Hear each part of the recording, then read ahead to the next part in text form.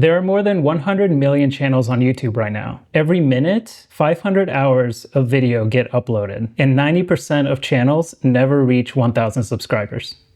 If you think that's crazy, consider the business world, where roughly 137,000 startups launch every single day, and 9 out of 10 of them fail. Most people hear that and quit, but you're not most people, you're a business owner. You already understand that growth takes patience and a specific set of actions. So let's talk about why 99% of businesses never grow on YouTube and the 6 things that you can do instead.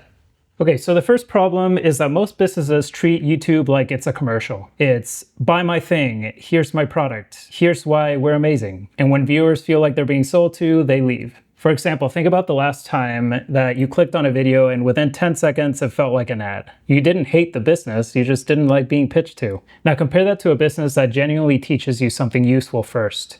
They tell you exactly how to do a thing, and then naturally mention the product as a solution or as a tool. Still a business, still a product, totally different experience. So think value first, sales second. Make 80 to 90% of your videos value first. Pick 2 or 3 value buckets: how-tos and tutorials, behind the scenes, mistakes to avoid, comparisons or best options, case studies or breakdowns, and let your product or service appear as the tool, the example, or the next step, but not the whole point of the video. Problem number 2. Businesses make videos that feel like corporate homework. Long intros, logos, mission statements. Hi, I'm John Doe from Boring Company, and today we're going to talk about our new video. And that gets punished on YouTube because people leave within the first 15 seconds. So let's say you run a local service business. Let's say you have a roofing business. A bad version of the beginning of a video would be, welcome to ABC Roofing. We've been serving the community since 1998. A better version would be, if your ceiling has the stain on it, you have about 2 weeks before it becomes a major repair. Here's what to check today. Same business, but one gets watched and the other one doesn't.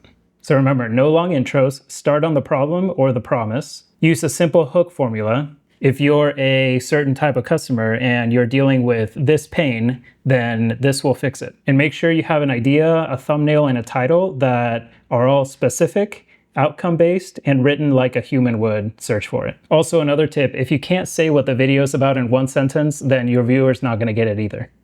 All right, problem number 3, they're making videos for themselves and not for the viewer. Business channels don't fail because they're bad at video, but they fail because they're making content for internal reasons. Tell me if you've heard this before. My boss wants this, or we should post our event recap, or we need a brand video. But YouTube doesn't promote content because you need it. It promotes content because your viewers want to watch it. It's a harsh truth. For example, if you own a gym, don't make a grand opening recap video. Instead, make the 3 biggest mistakes new gym members make in their first month. Or make what to eat if you want to lose fat but hate tracking macros. Or this is why your knee hurts when you squat. Now you're talking to a real person with a real problem. So when you're making a video, define one single viewer, define who they are, what they want, what's stopping them, and build content pillars around what they're already trying to solve. Think of problems, of decisions they're trying to make, fears, comparisons, how much does this cost, that sort of thing. Problem number 4, they're not packaging their uploads. A lot of businesses treat YouTube like posting on Instagram. You upload and then you hope. But they don't think of asking this question, which is, do humans understand what my video is about and do they want to click? And that's where your title and your thumbnail come to play, because if they don't want to click, then nothing else matters. For example, let's say you're a wedding photographer. Bad packaging for your video might be the title, Client Session Vlog Number 2.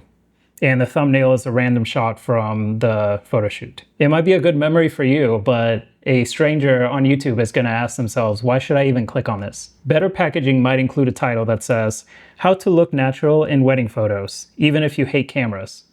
And a thumbnail could say, stop looking awkward. Same skill and same business, but one is built for insiders and the other is built for the exact person that you're trying to reach on YouTube. Think of the title and the thumbnail as your sales page for the video. The thumbnail should provide instant visual clarity. One idea, one emotion, one promise. Not pretty, but clear. And the title should be that promise. Make it about the real outcome, the fear, or the decision that your customer has. Use plain language they'd actually search or resonate with. And also think about your description, because your description is a great place for clarity and for next steps. 1 or 2 sentences to explain what the video is about, and then adding a link or a call to action for what you want the viewer to do next. And remember, you're not optimizing for YouTube, you're optimizing for the moment the person makes the choice whether to watch your video or not.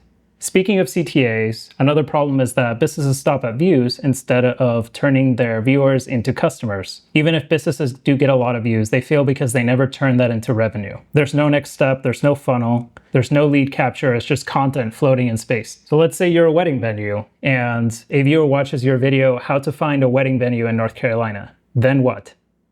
This viewer is obviously searching for a wedding venue, so give them a way to get in touch with you. Maybe they want to book your wedding venue, or else they're going to go off and book someone else. If you give them a way to get in touch with you, you can capture their information and they now become a warm lead. So try to get every one of your videos to include one primary CTA, whether it's to download a checklist or some other lead magnet, or to book a call, to request a quote, to join an email list. You can also put that CTA in a few different places. You can add it into your video at the beginning, in the middle, at the end. You can add it as a pinned comment on YouTube after you upload. And you can also put it at the top of your description so people see the link immediately, especially if they're on desktop. And think in sequences. Construct that funnel so that your viewer knows how to go from watching a video to joining an email list or getting in touch with you to purchasing your product or service.